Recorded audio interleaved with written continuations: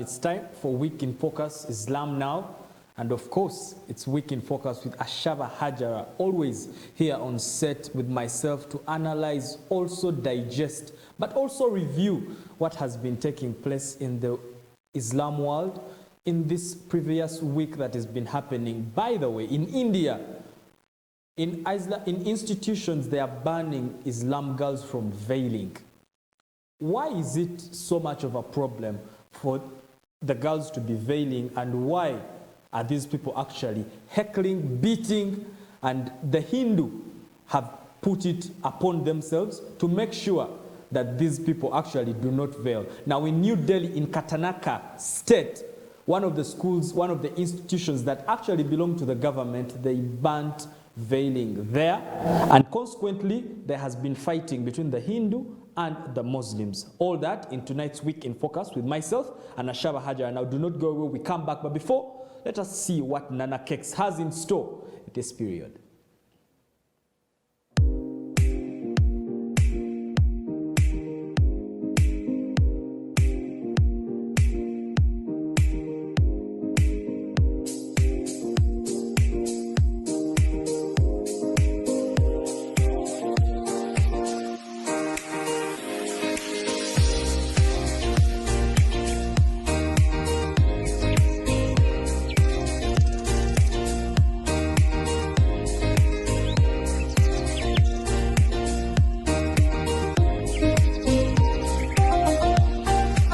Now what Nana Cakes is actually saying is that they have a wide range of all your pastries. Now we're talking cakes, different types, different flavors, and also different sizes. Do not sit back there and say Ebyo byabagaga. No, all you need to do is walk to Nana Cakes here, Salama Road in Munyonyo at the hub, and definitely they'll be able to serve you and place your orders. But you can get back to us in the comments section below if you are watching on YouTube. If it's Facebook, definitely make sure you share this video to everyone in your bucket list. They should be able to watch this. And now those ones who are enthusiastic about Islam affairs and Islam events, but remember, we're broadcasting live, Salama Road in Munyonyo. We're actually in the heart of Munyonyo. Before you approach the hospital, you'll definitely be able to find the hub. But Hajara, welcome to the show. And to be fair enough, I want to understand, first of all, what is the fuss with just a headscarf? It's basically religious issues. In the past century, towards the end of the 20th century, and then the beginning of the 21st century, we have a wave of Islamophobia, fueled by terrorism. So because of that, people look, initially they used to say that women can hide bombs or detonators or whatever in their veils, but that's said because normally a headscarf is too small for that. So it's just a matter of Islamophobia, nothing else. So let's talk about Asia. What's the fuss with Asia? Because it's happening in India. There's the Delhi state, the Karnataka state, and then there's another state still. Well, what's happening? What is wrong with India? Are the Hindu feeling threatened because of the numbers of rising Muslims? What's happening? Islam, where we have had Islam in countries where it is either traditionally or it's a new concept, it tends to spread faster. So it's not about it. Yes, it is about the religion, but also it's about the fact that there are this group of people that feel that ours is so traditional and everyone is supposed to subscribe to this. Yeah. And we have the numbers and we have the state support, so we can do it if we want. So the persecution of just a headscarf in certain Indian states, because if you look at New Delhi, specifically Karnataka, where the incident was, they passed a law. Yeah, a parliamentary sort of setup sat, they debated, they decided, and it is actually the BJP that has leading numbers in the state of New Delhi. Yeah, so you have the second largest, rather the first largest opposition party in the whole country, setting a precedent of us, we are not going to support veiling. That is literally a declaration of war against a value that Islam really is Muslim women veil. Yeah. So you're declaring a war against a custom, against a practice that Islam cannot discard, and you're the largest opposition party in a country as powerful as India. Can't Muslim women or Muslim girls live minus these scarves? Can we do away with it? Like, for instance, right now, Ashaba, can you come on set right now without that scarf you're having on? But it's my constitutional right. Yeah, my religion puts it on me that I have to veil, and I'm comfortable with the veiling, right?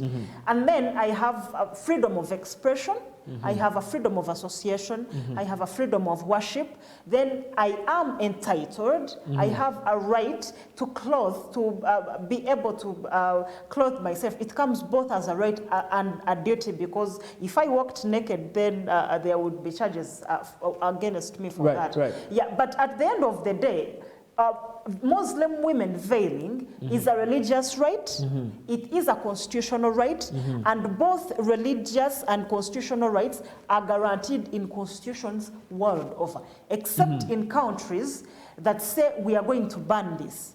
And you know, it's growing. It's much bigger than what we were looking at right now, because in New Delhi itself, consequently, a girl was heckled by Hindu mob. So are these things going to stop, or we see this is just the beginning? We're going to see mobs beating up people here and there.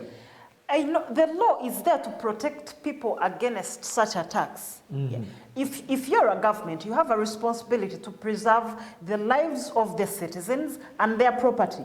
So if you're passing laws that are discriminatory, if Uganda woke up and they said that Banyankole should not walk the streets of Kampala, then it's not about the Banyankole to preserve their own safety. It's about the fact that the government has allowed a certain district in Uganda to pass a law that discriminates against a certain sector of people. So the Indian government, the Indian courts just sat and looked on as a single state sat, debated, and they agreed that now for us, women are not allowed to wear headscarves. And this is not synonymous with India. We have seen Muslim women getting stopped at airports in France just because they are veiling. We have about 16 countries that have banned the burqa. It's the kind of veiling that covers the whole face. But this is a right that Muslim women are entitled to. Even men, if they wanted to dress that way. So we shouldn't look at what, just the fact that a state is passing such a law, because that law should not be accepted on a universal level. So now we are going to go to, we are going to have to look at laws like the UN Charter. Right. Hajara, before we go to see what actually the WCI is preparing next month, under 30 seconds, do you think Indian government is biased about Muslims? Well, it is. And because it's not that you sit, right? You're a government, you sit, you see a state pass a law like this. There is what we call a precedent in law. A precedent is very powerful because when you do something that sets what we call then a precedent, you have put some sort of a level. It is like a foundation, Yes. So if New Delhi sits and they pass such a law, then next time Mumbai can pass a law. And people in Mumbai cannot say that, no, you cannot pass this law. The legislature in Mumbai is going to say that, but it was passed in New Delhi. And then another state and another state. Then the neighboring countries can start doing such things. The Hindus in Pakistan can wake up and they say, okay, now the Muslims in our state, those that have the numbers, are not allowed to veil. What are they going to do next? Telling people you cannot pray facing a certain direction. We may look at it as just a veil, but it is too offensive. It is too insulting. So you're saying it's more than a veil. This is religious oppression we're talking. Yes, this is an attack on Islam as an institution. And if you let the veiling sail, the Indian government has let it sail. But this is just a beginning because things have escalated before. Muslims get persecuted in Asia all the time. And the origin of Islam is Asia. So if Muslims can get persecuted in Asia, then what is going to happen in the rest of the world? Right. Now, you see, Hajara right here makes a point. She says that sometimes politics supersedes faith, and in India specifically, they've actually overlooked faith.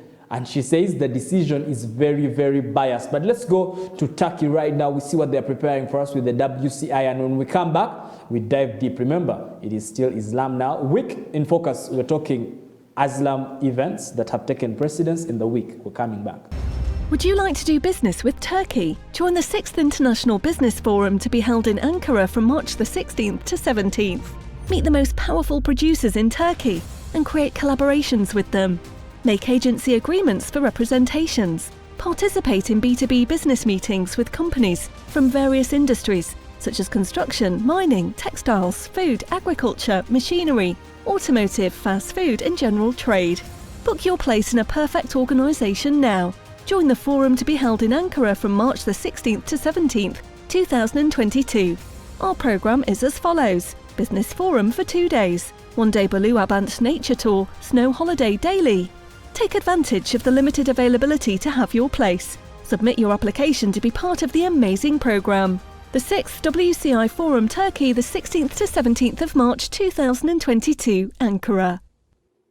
All right, now to be fair enough for you who is a business enthusiast, much more actually a businessman, and you're trying to think about collaborating internationally, I'm telling you, it's just 34 days. That's less than 2 months. Actually, 1 month to go for you. So all you need to do is reach out to the .NET agency or just go to the WCI forum and register there. But I'm telling you, if you have not right now and you're still debating, time for debating is done. You're either going or you're not. And remember, if you're staying, you're actually preventing yourself from collaborating internationally, and your business dreams will actually no longer be valid.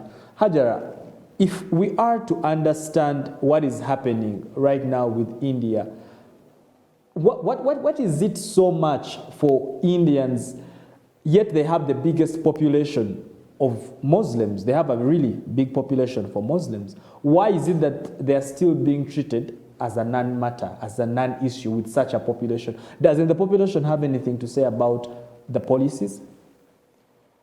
Normally, traditions don't change.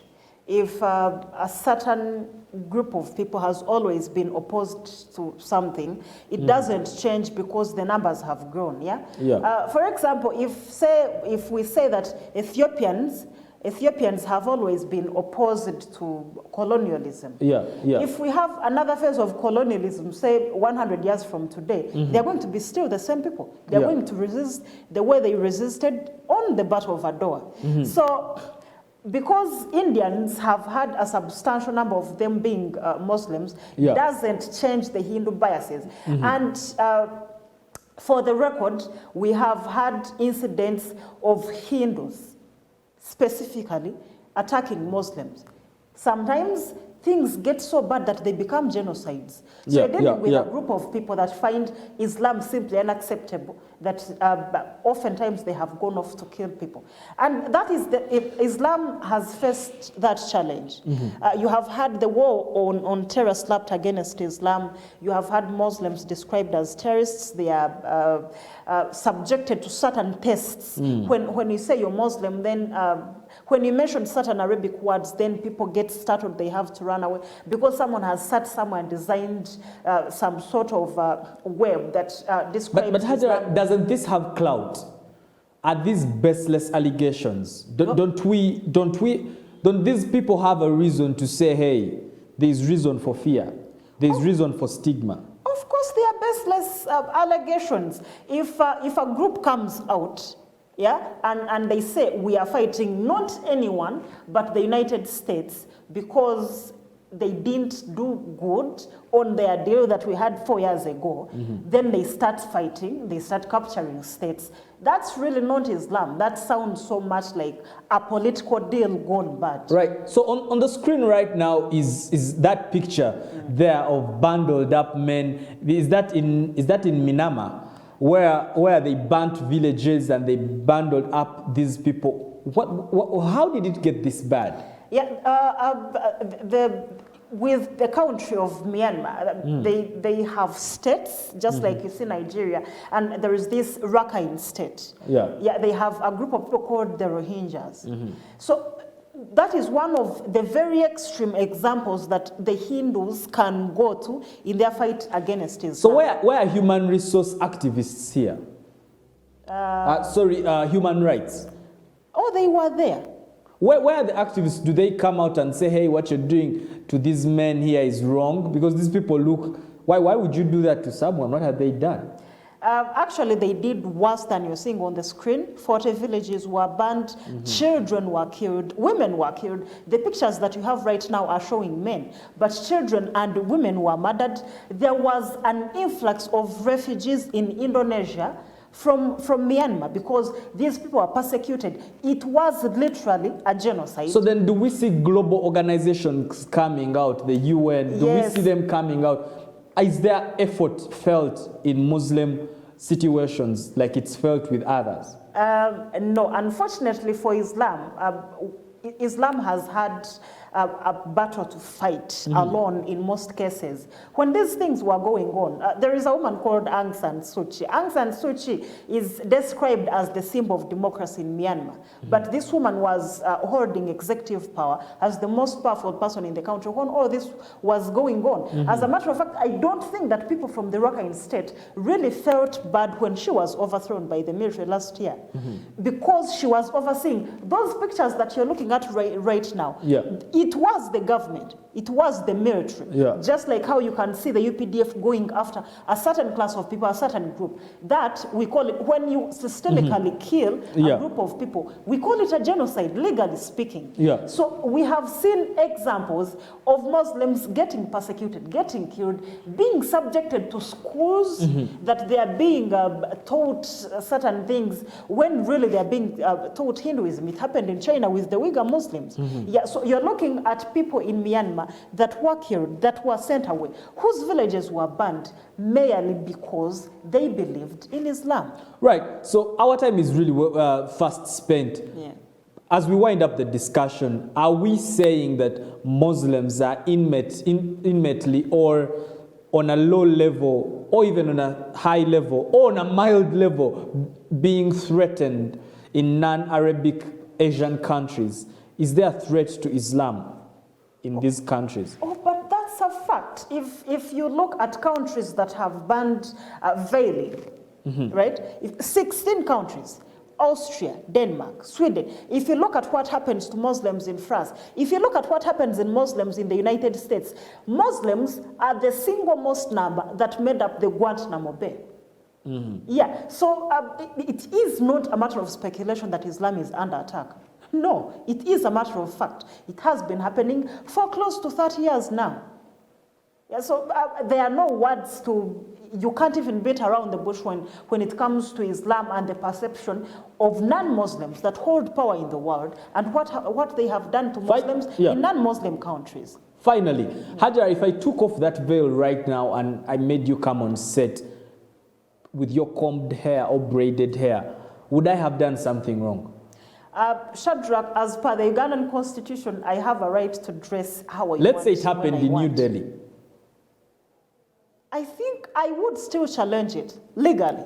I would use all the international laws available to me, starting with the UN Charter, and challenge such a law. Such laws are supposed to be challenged until they are overturned. Right. It's just not right. All right, under 30 seconds, Hajara, what are your last words to our viewers who actually take it upon themselves to keep themselves logged on to DBS Islam? And I'm talking Week in Focus.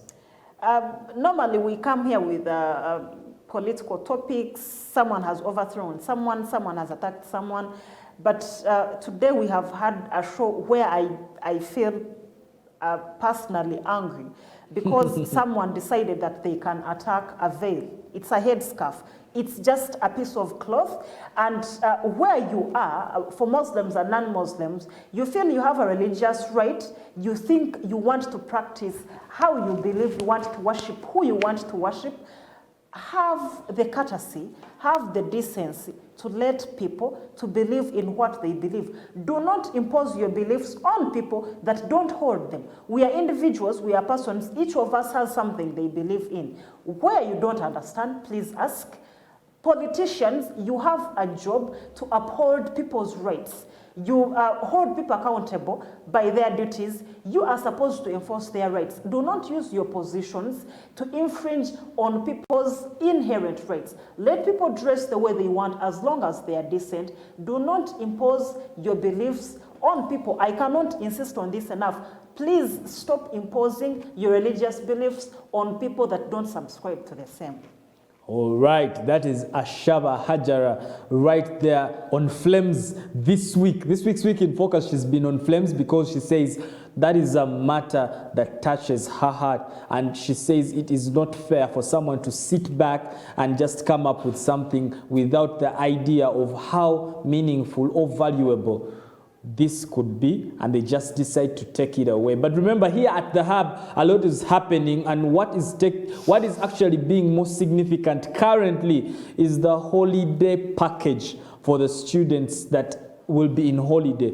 We have coding classes, computer classes for all your children. Now make sure that you have your child enroll this holiday. All you need to do is reach out at the Hub here at Salama Road in Munyonyo. But from me and the Hub management, would like to sign out. Good luck. Until next time, bye.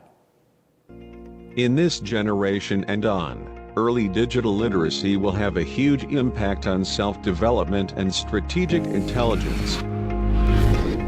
.NET Hub is cracking the future's code. Kids Who Code is a youth-based circuit program at .NET Hub.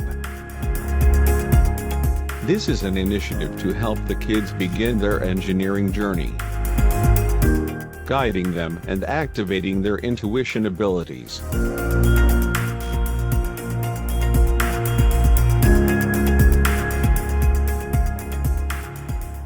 Learning how to assemble robot systems, and learning how to communicate with these machines.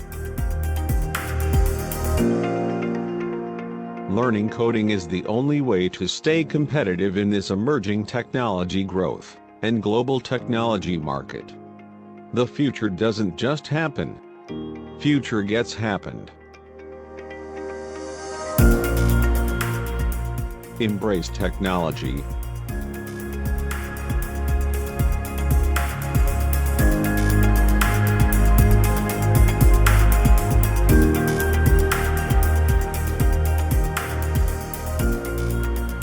Have your child enrolled this holiday? The future is in technology, and brighter future lies in transcending it. Let's live and lead. Join the Hub community today for AI, machine learning, smart technologies and software development. Visit .NET Hub today at Car Boomer Stage, Sir Lumamunua Neo Road.